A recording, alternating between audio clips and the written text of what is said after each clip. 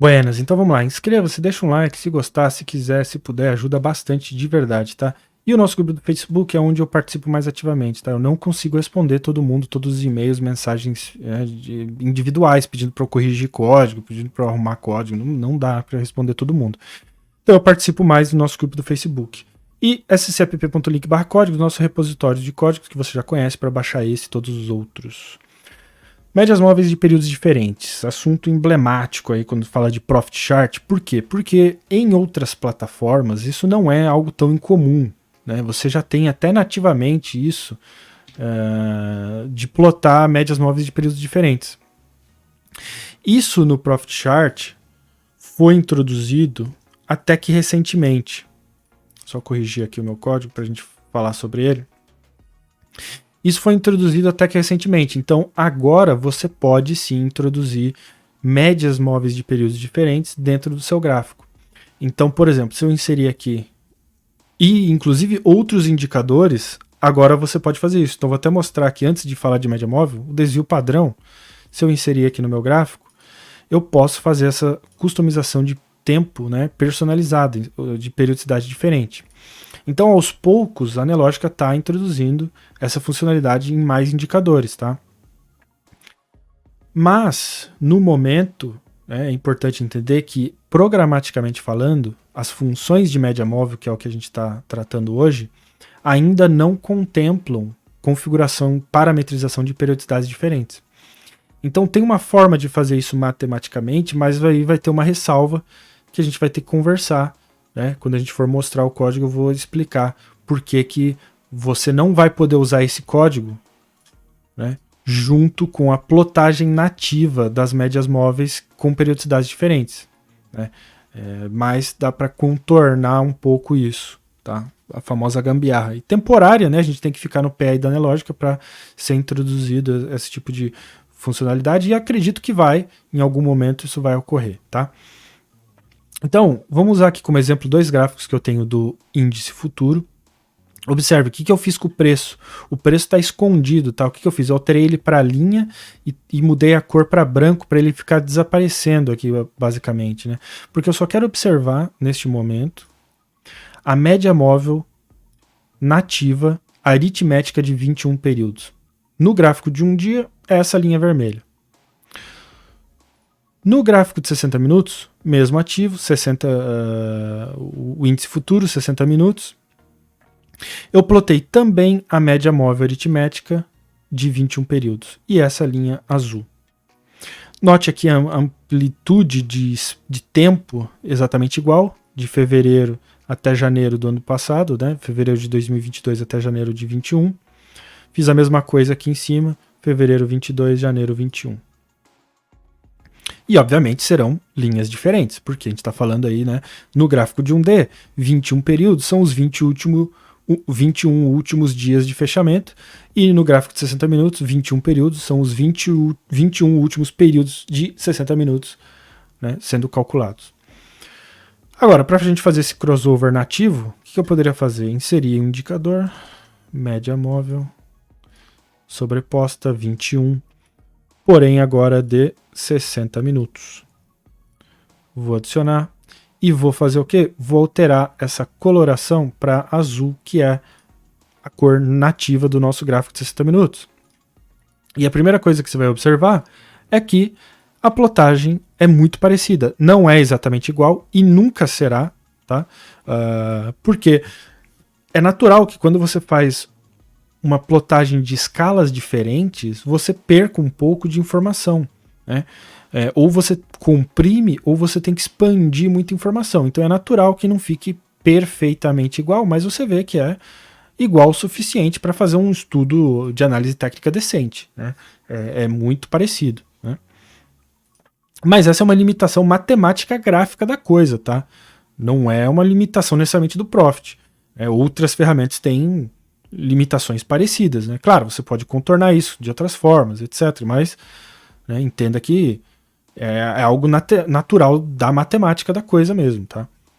Mas, de qualquer forma, para fins de estudo de análise técnica, é bem decente o resultado, né? E da mesma forma, eu poderia adicionar aqui a média aritmética, a média móvel aritmética, de 21 períodos, porém de um dia no nosso gráfico de 60 minutos. Vou alterar a aparência para vermelho, maior espessura, para você comparar com a plotagem original lá em cima, que é também a mesma coisa, né? Decente, né? Muito parecido com o valor, apesar de não ser perfeitamente igual. Para fins de estudo, você não precisa mais que isso. Agora, como que a gente faria então para conseguir isso programaticamente, tá? E aí que entra uma pequena diferença, né? Bom, a gente vai usar um cálculo matemático, onde eu vou determinar aqui o período que eu quero buscar e o período que eu vou usar na minha função de média móvel aritmética vai ser um cálculo que eu vou armazenar nessa variável, onde eu pego o período que eu configurei lá no parâmetro, multiplico pela periodicidade da fonte, ou seja, do valor que eu estou tentando buscar, dividido pela periodicidade do alvo, do gráfico que eu estou observando. E aí, dentro da minha média, da função de média, eu aplico esse valor P dentro de uma função round, que faz o quê? Arredonda o número para mim. Por quê? Porque o resultado dessa divisão pode ser um número decimal, 32,4. Eu não posso ter uma média móvel de 32,4 períodos, não existe 0,4 período, né? Existe 32 ou 33 ou 31. Né? Então o que eu faço? Eu arredondo, né, para chegar num valor aproximado. Esse já é o primeiro problema que a gente tem, né, em relação à compatibilidade dos dois valores. Por quê? Se eu plotar isso no nosso gráfico, e o que eu vou plotar? Então, antes de eu plotar, vamos só falar aqui, né? A minha periodicidade fonte, que seria 60 minutos vezes 8, e o meu alvo 60 minutos, eu estou querendo representar o quê? Um dia no 60 minutos. Então, isso aqui seria o quê? Uma média móvel de 1D no 60 minutos.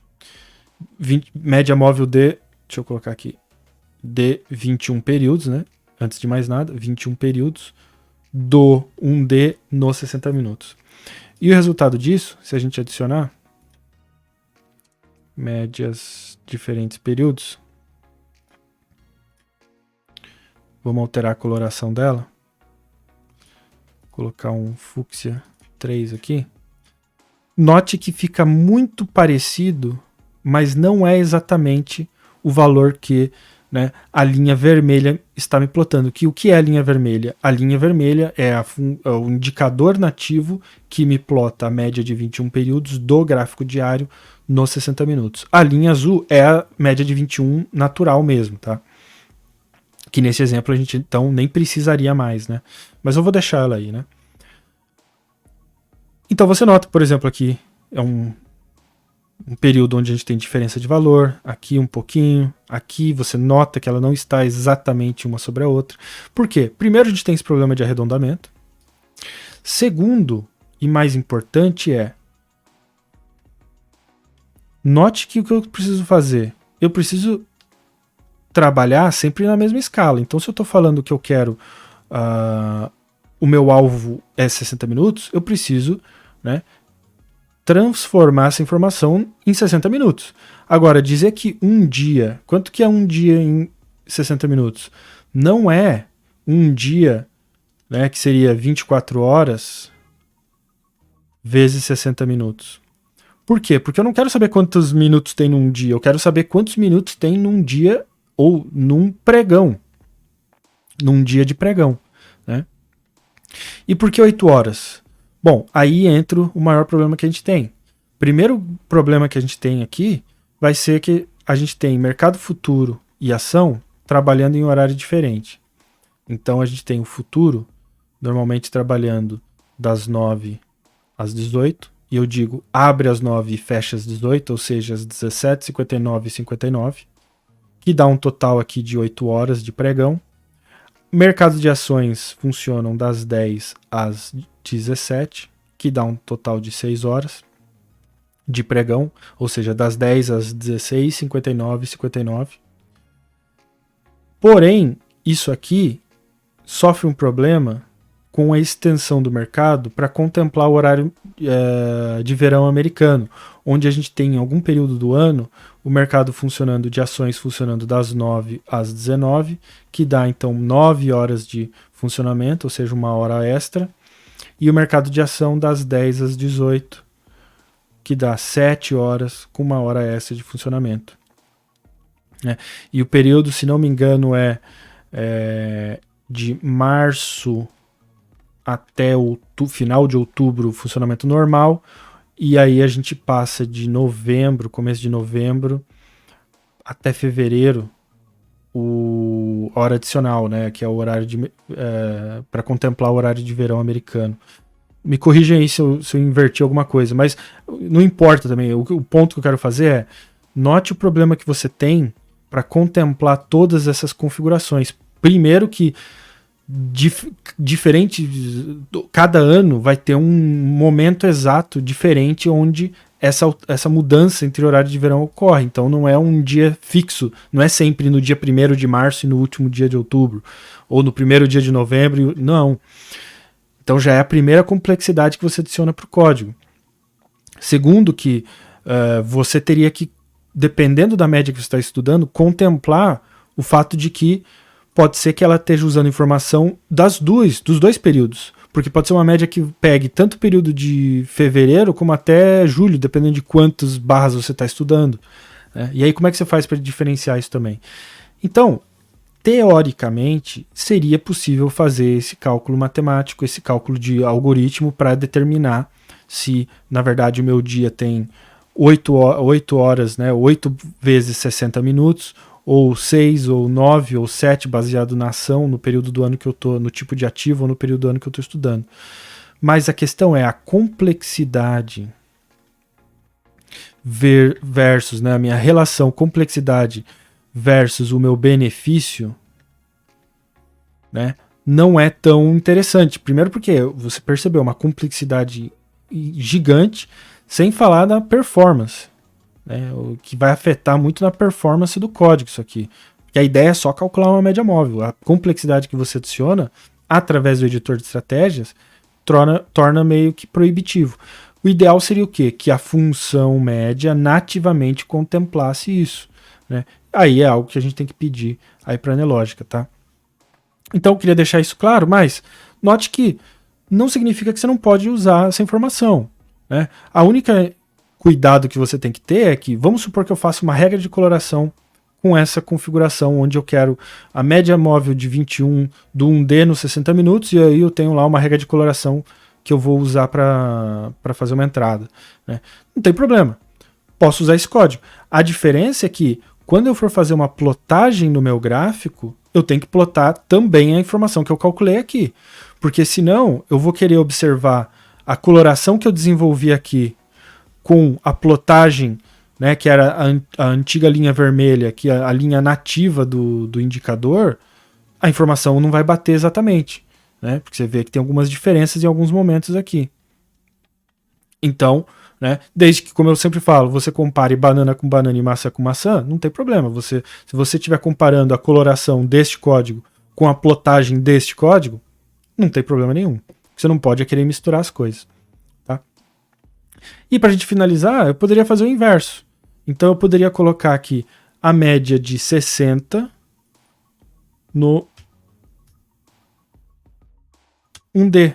Então se eu salvar agora esse código, claro, aqui ele vai parar de funcionar, né? Porque eu estou no gráfico de 60 minutos, mas se eu adicionar esse código no 1D,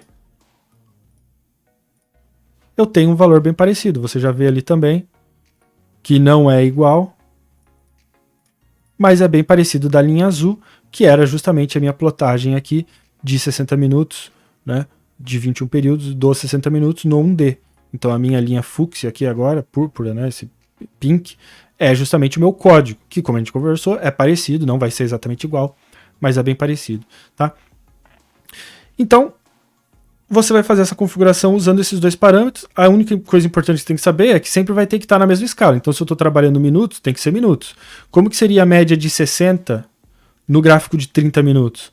Bom, eles estão na mesma escala, é só colocar 30. E a média de 30 no 60, né?